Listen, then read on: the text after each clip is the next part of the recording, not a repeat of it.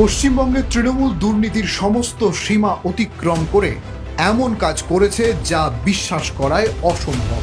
আসলে হিন্দুস্তান টাইমসে প্রকাশিত একটি প্রতিবেদন অনুযায়ী মুর্শিদাবাদের তৃণমূল নেতা শামসুল আরফিন মনরেগা যোজনায় নিজের পরিজনদের ভুয়ো জব কার্ড বানিয়ে প্রায় 7 লাখ টাকা বাংলাদেশে পাঠিয়ে দিয়েছে। তদন্তে জানা গিয়েছে আরফিন যাদের জব কার্ড বানিয়েছে তাদের মধ্যে 13 জন বাংলাদেশের বাসিন্দা।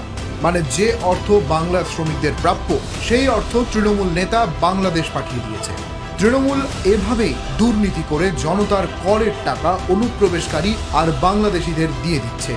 তাদের সামনে নিজেদের মহান প্রমাণ করে ভোট ব্যাংক মজবুত করার নোংরা রাজনীতি চলছে। পিসি জানে তোষণের রাজনীতি বন্ধ করলে তার সবচেয়ে বড় ভোট ব্যাংক হাতছাড়া হবে, যা পিসি কোনো দিনই হতে দেবেন না।